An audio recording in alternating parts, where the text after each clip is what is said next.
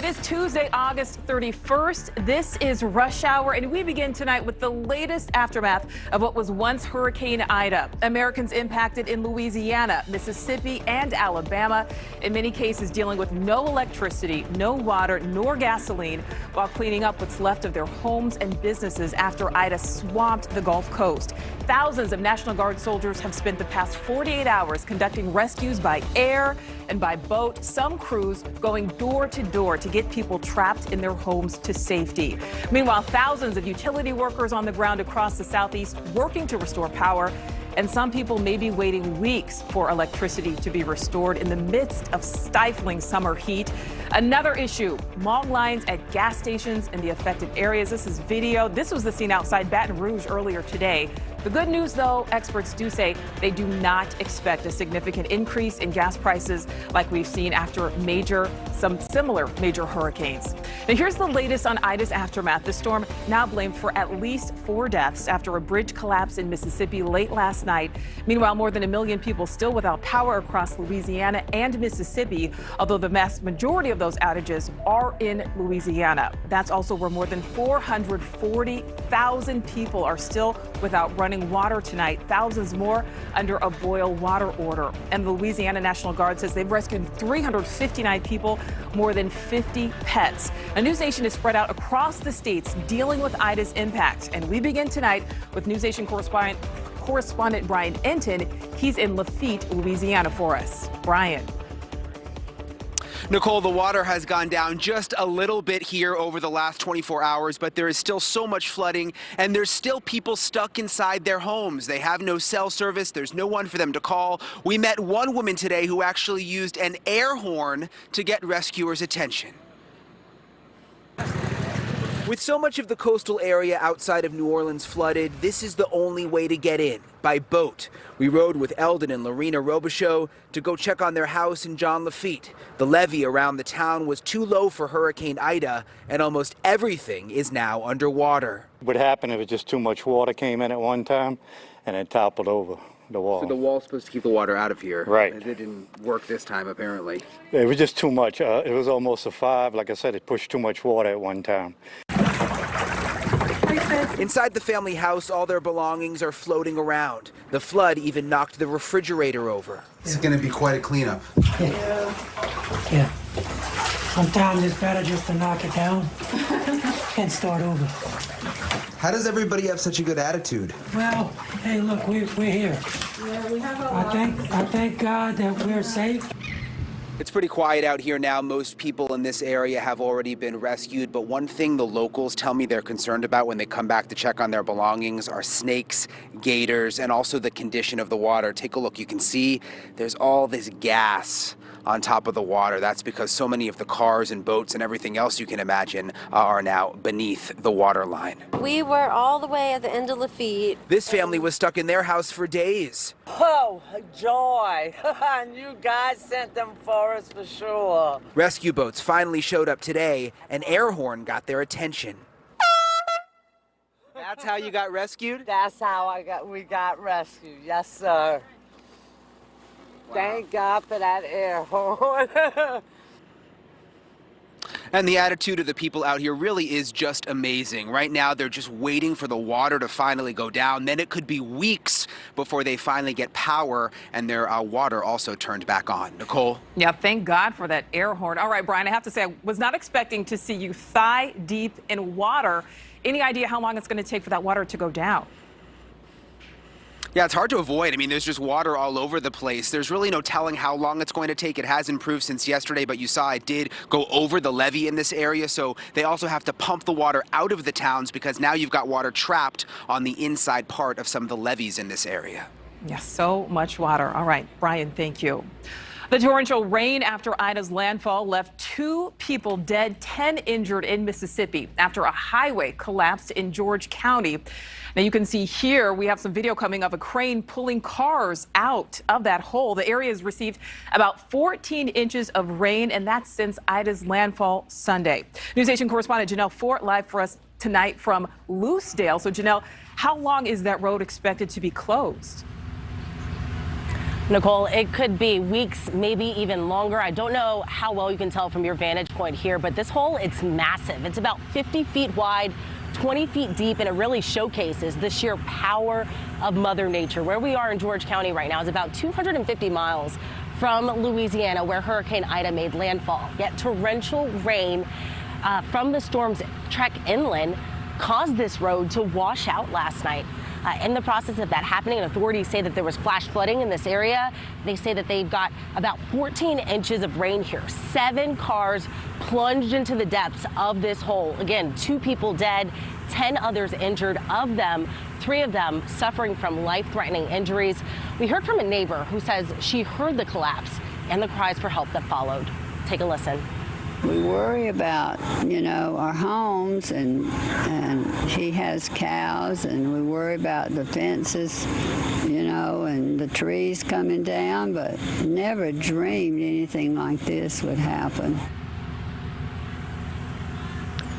Now, as you can see, those cars are no longer in this hole here, but if you look closely, you can see some remnants of the car parts. It looks like a bumper, maybe something else. Since this afternoon, we've been watching as the Mississippi Department of Transportation has come through, surveyed this area, and been in the really early stages of the cleanup efforts.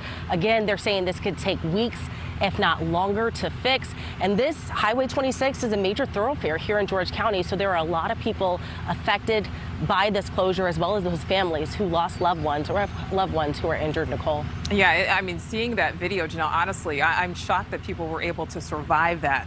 All right, thank you for that report.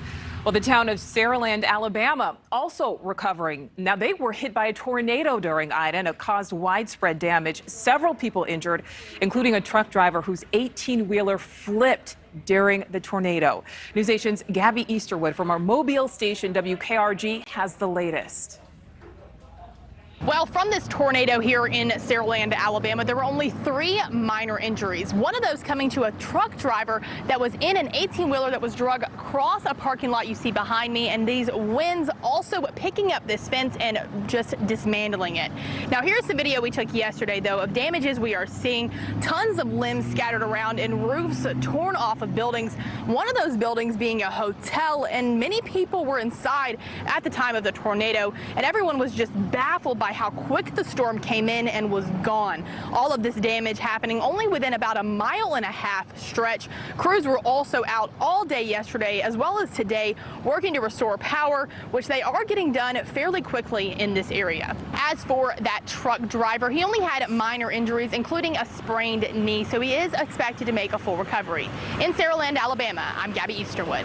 All right, Gabby, thank you for that. Well, our coverage of the devastation continues, this time in the town of Hurley, Virginia, where tonight 4 people are missing, more than 20 houses destroyed due to floodwaters. News Nation's Kelly Grossfield from our station WJHL has an update on resources heading that way.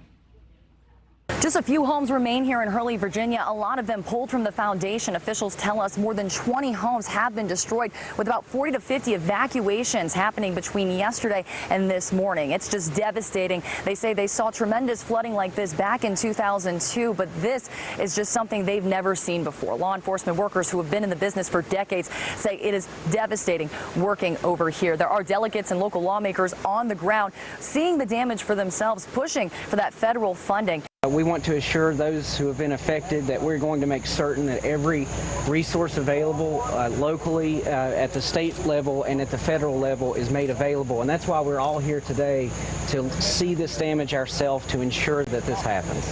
2 shelters are open right now for those who did evacuate from this road that experienced the most damage, and they are receiving help from the Red Cross as well as other agencies. Reporting in Hurley, Kelly Grossfield, News Nation. All right, Kelly, thank you for that. Let's get to Chief Meteorologist Albert Ramon. He is down in our weather center. All right, so Albert, the remnants of Ida still wreaking havoc tonight. In fact, Bonnaroo Music Festival in Tennessee canceled today because of the flooding. So what's the latest now, Albert? So I'm really concerned, Nicole, as we head towards tomorrow for the flash flood threat in parts of the Northeast and a severe weather threat for not just the Northeast, but the Mid-Atlantic. We'll get into that in a moment. Let me show you what's happening with this system right now. Centered not too far from Nashville, we have a flash flood watch in effect from Nashville stretching all the way into Boston. And something I'm going to keep an eye on over the next couple of hours on the tail end of this disturbance, what's left over of Ida, could have an isolated pop-up thunderstorm here in the southwest corner of Georgia. So that's what's going on right now. This is moving off towards the northeast. Let's take a look at the future radar. Tonight, it continues to move up towards the northeast. Heavy rainfall, flash flood threat. Watch those we head towards tomorrow afternoon to tomorrow evening.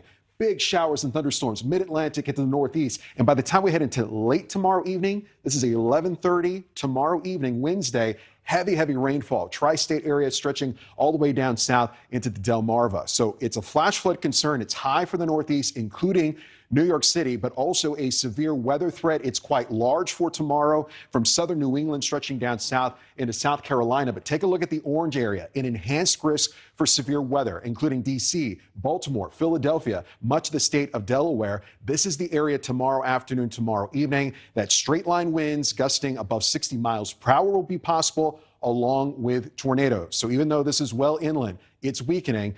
Nicole, the flash flood threat is high tomorrow in the northeast. And as you see here, a severe weather threat as well. We'll finally get Ida, the remnants of Ida, to push offshore. But that won't happen until the early morning hours on Thursday. Back to you. All right, Albert, thank you. Well, before we move on to our other coverage, we do want to get back to Ida's aftermath, just wreaking havoc, and the cleanup in some cases being complicated by high waters and these guys, alligators. News Nation's Mitch McCoy from our Little Rock station KARK live for us tonight in New Orleans. So, Mitch, this is a real concern in some places. Yeah, it is a growing concern. As we come on the air, we're also learning tonight that the mayor of New Orleans has declared a nighttime curfew to prevent future crime. And of course, over those growing concerns as well, because of those alligators, it'll allow people to see them at night. So the curfew is really a twofold. It benefits not only the crime and stopping crime, but also preventing future attacks. And all of the concerns now about 30 minutes from here in New Orleans, where that man says he saw 2 alligators just last night. Water is so high, boats are the only way to get around. I don't know why I stayed. I should have left. Walter Brown turned down a last-minute trip out of town before Ida. He says he, along with 20 others, are now stranded at this hotel. We got lights and we got air, but we don't have no running water. Believe it or not, the water is receding behind me. About 24 hours ago, the water was up to that semi-truck's cab door. So that is good news. But alligators are now creating a hazard for the people stranded in the hotel. Man, they had an alligator about 9 feet, like right here. They had another one on the other side, was chasing a cat last night. All right, so Mitch, I know we're talking about alligators. There were reports of seeing them there in New Orleans, but there is a report of a man actually being killed by an alligator in Slidell, Louisiana. Yeah, it's so terrifying, Nicole. We're learning that the woman watched her husband get attacked, his arm mauled off by this alligator. She went in to call 911 when she came back outside. Back to you. All right, Mitch. Yeah, we were having some connections issues there. His body was gone, so they still have yet to recover that. Mitch, thank you. Well, the effort to protect Lake Tahoe is on as firefighters surround the region trying to keep the flames from spreading. And it comes a day after mandatory evacuations because of those flames, turning a normally busy area into a ghost town. News Nation's Nancy Liu joining us live from Lake Tahoe. Nancy, how are the firefighting efforts going right now?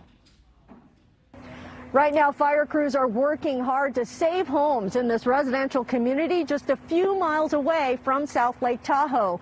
A major push is on to prevent these flames from reaching the resort town. South Lake Tahoe is under guard and a ghost town tonight. With an upcoming holiday weekend, this was supposed to be the busiest stretch of the summer season in this popular vacation destination. COVID for 2 summers now has hurt businesses, and now to have the town completely shut down, it will hurt a lot of people. The mass evacuation of more than 50,000 people yesterday led to hours-long gridlock, with everyone told to head east. The streets were clear by nightfall.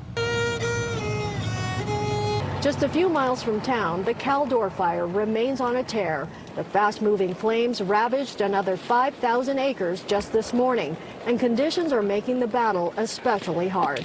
So our winds have increased, and with that, we're concerned the fire intensity is going to increase as well and increase the chance of those spot fires pushing out in front of the head. Due to extreme conditions, all California national forests were closed as of today through at least September 17th. While back in South Lake Tahoe, it is a day of suspense since it's really unclear whether the town will survive. We're going to do everything we can inside these structures to keep them safe. Firefighters have been able to save quite a few homes today, but with gusty, shifting winds and flying embers, the situation can change at any moment. Back to you. Oh, Nancy, that scene behind you. All right, well, now we turn to Afghanistan, where the Taliban celebrating their victory after the U.S. withdrawal. President Biden drew widespread criticism, even from within his own party, over his handling of the evacuation. Now, we have a picture of the last U.S. soldier leaving the country after America's longest war. In an address to the nation today, the president defending his decision. And News Nation's Allison Harris live for us tonight at the White House. So, Allison, did the president answer any of the many questions that Americans have? Well, Nicole, the president called the withdrawal an extraordinary success thanks to the heroic bravery of service members, 13 of them who gave their lives in the largest airlift in U.S. history, evacuating more than 120,000 people, including 5,500 Americans. But as many as 200 Americans, the president says closer to 100, remain in Afghanistan, and they want to leave. The U.S. and really the world now relying on the Taliban and an agreement that between the Taliban and the U.S. in order to allow for the safe exit of those Americans and Afghan allies who still want to get out of the country. The president saying that he does not take the Taliban at its word, but that the U.S. has leverage it can use against the Taliban if needed. The president taking full responsibility for his decisions on Afghanistan, even as chaos ensued, saying that the decision to not extend the drawdown deadline beyond today, August 31st, was unanimous among the Joint Chiefs and commanders on the ground in Afghanistan. I take responsibility for the decision. Now some say we should have started mass evacuation sooner. And couldn't this have been done in a more orderly manner? I respectfully disagree. And the president also coined a new term today, talking about the forever war, saying that he was not going to create a forever exit in which he would have extended the deadline. He talked about, again, his predecessor, former President Trump, putting this timetable into motion. Former President Trump making an agreement with the Taliban that U.S. troops would be out by May 1st. Obviously, President Biden pushed that back to August 31st, but he says it was a simple but tough decision. He either had to surge U.S. troops in if they weren't going to keep that agreement with the Taliban, or withdraw all U.S. troops as he did. That was the choice, the real choice, between leaving or escalating. I was not going to extend this forever war, and I was not extending a forever exit. And the president again today making the case for why this pullout of troops from Afghanistan was so necessary, saying, as he said all along, that the terror threat to the U.S. has metastasized. It has moved. It has evolved, saying today that China and Russia and our adversaries would love nothing more than the U.S. continuing to stay preoccupied in Afghanistan for another decade. Nicole? All right, so Allison, the president says he's not extending the war, but we heard about the airstrikes the U.S. carried out in the country before we left. We do know those were targeted at ISIS-K leaders, but now there were reports there were multiple civilian deaths, including several children. Do we know if these reports are true, and is there any kind of investigation? Well, Nicole, the military has not verified whether civilians were killed. We have not heard that from the U.S. government, but there are reports that 10 members of a single family were killed in these airstrikes. These were retaliatory strikes in response to ISIS-K doing a suicide bomb that killed those 13 U.S. service members. The president has vowed to hunt them down and to kill them. Those airstrikes hit a car. The press secretary just addressed this, saying, we don't know anything exactly yet. It is being investigated, but that there were other explosives in the car. It's possible that those were detonated, and that is what killed civilians. All right, Allison, thank you for that. Well, among the Americans still in Afghanistan, at least one family from El Cajon, California. They've traveled to see family earlier this summer, and News Nation's Misha DeBono from our San Diego station KSWB has their story. 8 Cajon Valley students returned to the classroom on Monday following the safe return of 3 of the school district's families who were stuck in Afghanistan after visiting for the summer. Seeing the 8 students that made it back safely today was joyful and fun, and we have more students coming back, and that the way our families are wrapping their arms around them is really encouraging. And 3 more families are on their way back home right now. The Cajon Valley Union School District says that's thanks to the help of Congressman Darrell Issa. But not everyone is accounted for. 2 families are still trying to make it out now that all U.S. troops have pulled out. One family is at the Kabul airport still trying to catch a flight out. The other is still waiting for help. There's still hope with the State Department and diplomacy and other strategies. We really need, I think, our government to recognize that there are Americans that are there that we did leave behind. All right, Misha, thank you. Well, next, a new warning from the CDC about the COVID vaccine as the number of vaccinated people landing in the hospital rises across America. And a huge line at a Florida chiropractor's office extending out the door into the street because that chiropractor is handing out mask exemption cards. One parent now sounding the alarm, saying the doctor never even saw her child. Tonight, how that doctor is responding. And later, he lost his gig as Jeopardy's new host. Now Mike Richards is leaving the show entirely.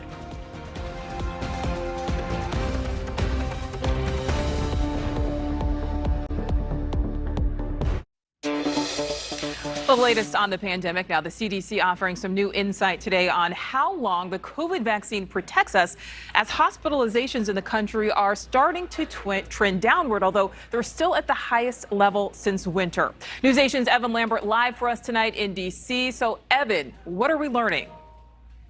Nicole, the CDC's top official warning that the vaccine's effectiveness can wane over time, especially when it comes to older adults, seniors, and keeping them out of the hospital. That new CDC data says that for people over 75, the protection from hospitalization drops to just above 80%. Now, according to data recently reviewed by a panel of vaccine experts that advises the CDC, that's where that data is coming from, the vaccines still offer great protection against hospitalization for adults under 75, even during the Delta surge, at 94% effective. Now, this new analysis includes data from when the Delta variant has been most dominant. It is our own data as well as international data that has led us to be concerned that the waning we're seeing for infection will soon lead to waning that we would see for hospitalization, severe disease, and death, which is why it's so critical now to plan ahead to remain ahead of the virus. And it is why the administration is talking about rolling out booster shots. Previously, they have said that those should be available by the end of September. Now, Dr. Walensky also was asked about how safe travel is over Labor Day. She said that if you're vaccinated and wearing a mask, it should be safe, but that you should use your own risk assessment. Back to you. Absolutely. All right, Evan, thank you. Well, across America, ICUs are filling up again. So let's start tonight in Pennsylvania, where the governor announced a new mask mandate today for students from kindergarten through high school. So starting exactly a week from today, students, teachers, and staff in public and private schools will have to wear masks indoors, regardless of their vaccination status. Now, meanwhile, in Florida, the state withholding salaries from employees at 2 separate school boards after they imposed mask mandates. The state education commissioner now investigating the Hillsborough and Sarasota County school boards after they approved mask mandates. Now, it's because the governor signed an executive order last month that requires school districts to allow parents to opt out of mask mandates. So, to get out of those mandates, a Florida chiropractor is signing dozens of medical exemption forms. Now, we have video of families lining up outside his office in Venice, and it's raising concerns among other parents worried about the health of their kids. One mom in absolute disbelief. She went to check out the claims herself. She says the doctor never even met with her nor her child, but the doctor denies that accusation. We were in and out, came in, signed a clipboard, and handed a sheet. Nobody asked to see our children. And the forms were pre-signed. There's a stack behind the counter, and they just passed out. It's not a political thing. I'm not an anti-mask person, anti-vax person, but I am a pro-freedom, pro-choice person. All right, so from masks to vaccinations, and more places requiring proof of vaccination. But how do you prove it? And can you do it and still protect your information? Well, it really all depends on where you live. News Nation's Tom Negovin live for us tonight in New York City. So, Tom, in many cases, it's technology over privacy. Yeah, it really is, Nicole. Speaking of locations, though, we're right across the street from New York City's famed Lincoln Center, which is one of those venues requiring proof of vaccination. Now, there's no federal vaccine passport app, not yet anyway, so cities and states like New York and private businesses as well are developing their own, the idea to be convenient and socially distant. Excelsior Pass was designed to help streamline entry into public venues in the state of New York. It was the nation's first vaccine passport, now the key to NYC. This is crucial.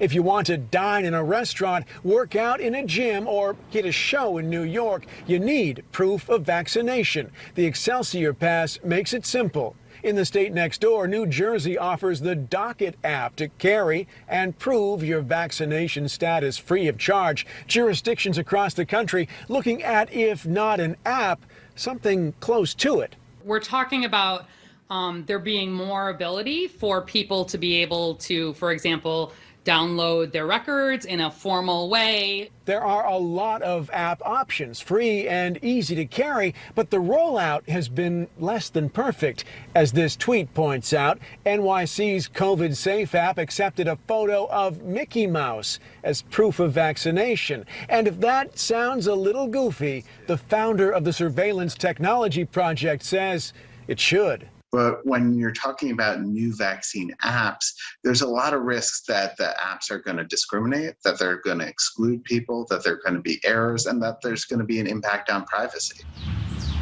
Now, New York State's Excelsior Pass is still the better technology, but it was developed at a cost of $27 million. And if you travel, there's still no app for that, Nicole. No single app anyway. You wind up having to download a bunch or just carry your vaccination card. Right, or just carry the card. All right, Tom, thank you.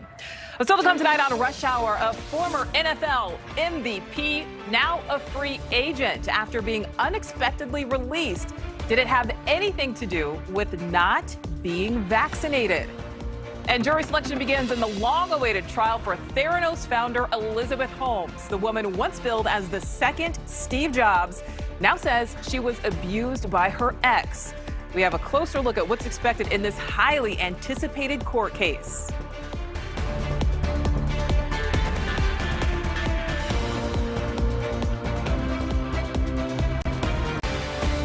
Welcome back to Rush Hour. Here's what's happening in your nation right now. Cleanup efforts continue for millions of people in Gulf states following the massive storm that was once Hurricane Ida. Thousands of National Guard troops are helping rescue people trapped by flooding as thousands of utility crews work around the clock to restore power.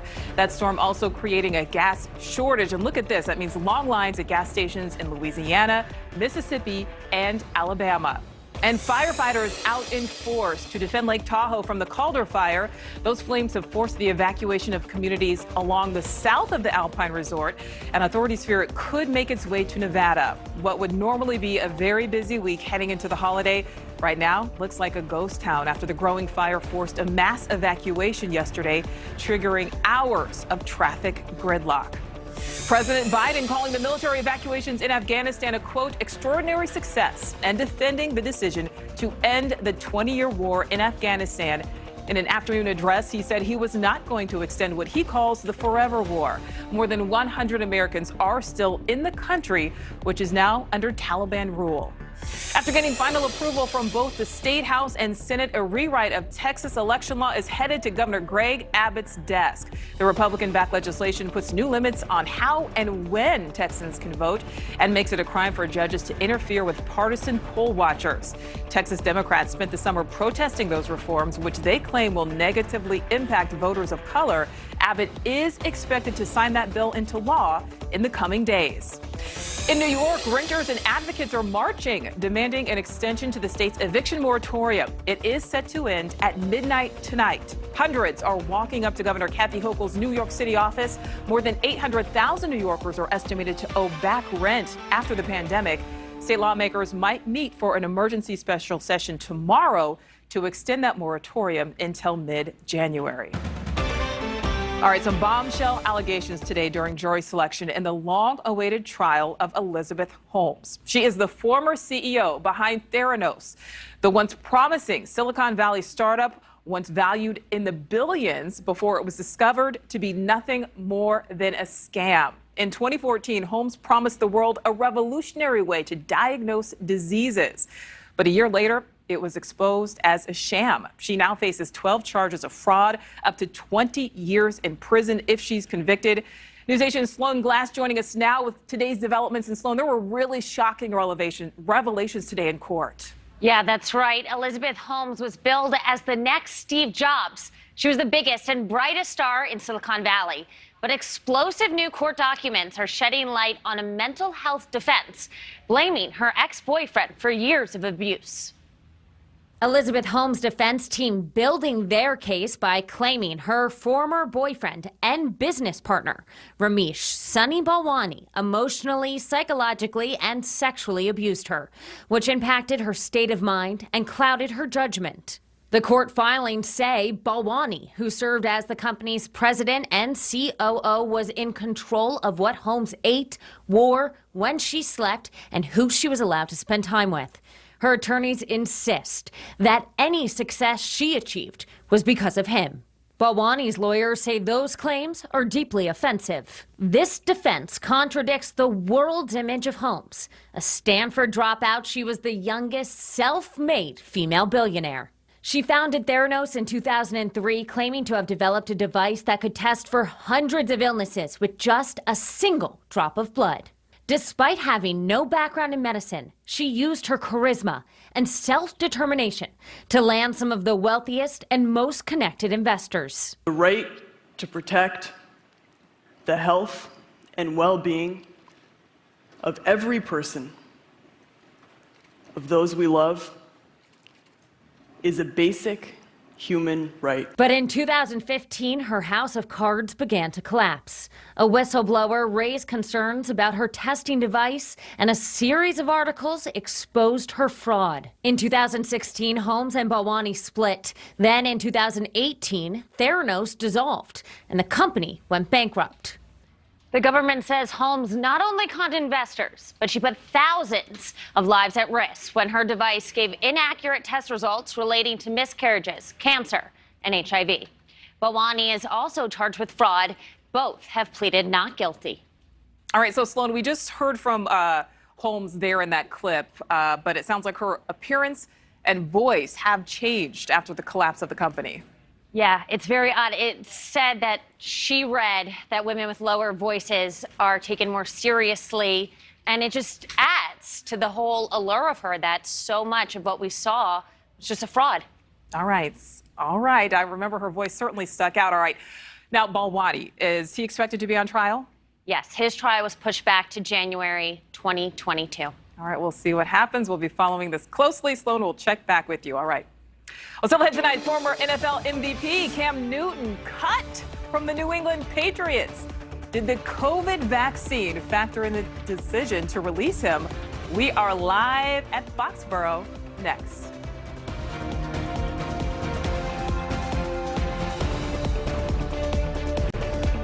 All right, let's talk sports now. In a surprise move, the New England Patriots cut veteran quarterback Cam Newton this morning, putting the team's future into the hands of rookie quarterback Mac Jones. NewsNation's Maury Hirsch-Gordon from our Providence station WPRI joining us live now. So, Maury, of course, Newton had very big shoes to fill. He came in after Tom Brady. But is there more to this latest move from Bill Belichick and co.? Yeah, Nicole, there could be. In the final day of NFL cuts, the Patriots making a surprising move, releasing quarterback Cam Newton, one of the team's captains and a former league MVP. But some are thinking that his vaccination status could have played a role in him being released. Cam Newton was back at practice this week for the Patriots after missing 5 days because of COVID rules. Cam Newton cut today from the New England Patriots. The veteran quarterback was fighting for the New England Patriots starting job, but to the shock of many NFL fans and insiders, released by the storied franchise on the final day of cuts ahead of the start of the regular season. But tonight, questions surrounding what contributed to Newton's release. I'm just curious, have you gotten the vaccine at this point, or are you in the process of it at all? I think it's too personal for each and every person to kind of discuss it. And I'll just keep it at that. The 32-year-old has been tight-lipped about his vaccination status, but his absence in recent days due to NFL COVID protocols leading to speculation that he is not fully vaccinated. Current rules require players who are vaccinated to be tested once every 14 days. Unvaccinated players must undergo testing every day and face travel restrictions. Newton's absence from the team for 5 days due to what the team called, quote, a misunderstanding of the league's COVID protocols, end quote, cleared the way for rookie Mac Jones, a first-round draft pick from the University of Alabama who impressed both coaches and fans with his play during the preseason. Patriots coach Bill Belichick famously touts dependability over ability. He just may have used that in making the unexpected decision to cut Newton. In response to his release, the Super Bowl quarterback posted this statement on Instagram. I really appreciate all the love and support during this time, but I must say, please don't feel sorry for me. I'm good. And the NFL and Players Association have agreed to new regular season COVID protocols, including weekly testing for fully vaccinated players. Now, according to the NFL, I have here 90% of its players have received at least one dose of the vaccine. Nicole? All right, Maury, before we let you go, people in New England feel very strongly about their quarterbacks, particularly one that I can think of. Any reaction from fans today on this latest move? Yeah, well, the Pro Shop's not too far behind me over my right shoulder here, and Mac Jones jerseys are flying off the shelf. The Tom Brady era is officially done. The Cam Newton era is done. Mac Jones is the new franchise quarterback here for Bill Belichick. He will become the first rookie to start a season under center during Bill Belichick's time as a head coach here in Foxborough. All right, we'll see what happens. I guess it's all about Mac. Maury, thank you. So to come tonight in entertainment, from the new host of Jeopardy to out of a job. Mike Richards out as executive producer. Who is taking over at the helm of both Jeopardy and Wheel of Fortune after his exit?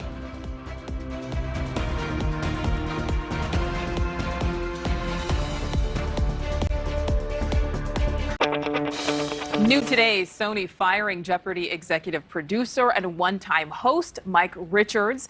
It comes shortly after he was forced to step down as host due to some controversial remarks resurfacing from his past. Let's bring in News Nation's Sam Rubin from our Los Angeles station KTLA. So Sam, what's next for Jeopardy? What's next for Jeopardy is they're going to have a new executive producer. Mike Richards shown the door, and he was fired. Essentially, they were hoping all this controversy would die down. It never did. Richards loses not only the hosting gig, he loses the executive producer job at Jeopardy and at Wheel of Fortune. So somebody who held two very powerful positions in Hollywood now literally can't get on the lot in Culver City. It's a stunning fall, Nicole. All right, so Sam, really quickly, do we have any idea now who will be taking his place? The name is Michael Davies. He's an Englishman who has a real game show lineage. He brought over Who Wants to Be a Millionaire from England to the U.S. Very well thought of, has a good relationship with Sony. His task, to steady the ship. All right, and just quickly, Sam, will Michael Davies be the new host? Do we know? Michael Davies will not be the new host. Mayim Bialik will be the new host. But the big question, this is the mystery, Mike Richards taped the first 5 episodes of the season. Will those shows air or not air? The betting now is they will never be seen. All right, the questions continue. Sam, thank you for that. Well, the Download Report starts at the top of the hour. Joe is in the studio. Joe, what are you working on? Hi, Nicole. Tonight on the Download Report, the decision and the assumption, first to leave Afghanistan, and then that Afghan troops would be able to hold off the Taliban. The exit ultimately cost 13 American service members their lives. And America has taken notice. I'm going to speak with the father of fallen Marine Jared Schmitz just ahead. Also, Louisiana Senator Bill Cassidy joins to discuss Afghanistan and Ida recovery efforts in his state of Louisiana, as hundreds are saved by boat and by air. But how long until the power is back on. That and much more coming up at the top of the hour. We'll see you then. Nicole, back to you. Yeah, our hearts certainly go out to that Marines family. All right, thank you, Joe. And Rush Hour will be right back.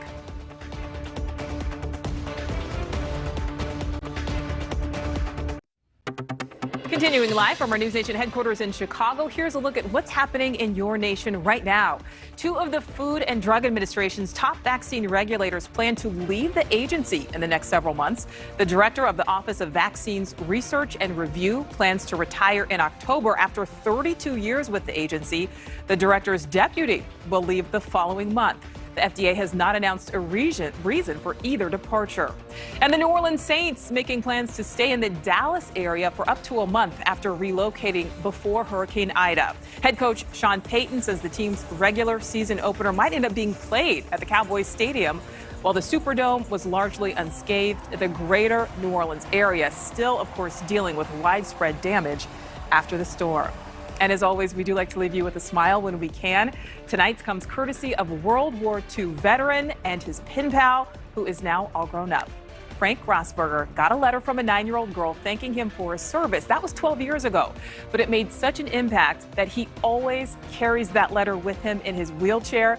A staffer at his senior living facility tracked down that little girl, Deshauna Priest, who is now all grown up and a member of the Army National Guard. Here she is. Hello. You're not the girl. Don't make me cry, please. This isn't the girl, is it? Yeah. Honest to God. Oh, I love you so much, Bessie. I really do. 12 years. Honest to God, thank you so much for being there. The letter you wrote. Oh, my God. Absolutely unbelievable. Oh, I'm shaking. You don't know how long I just can't keep talking.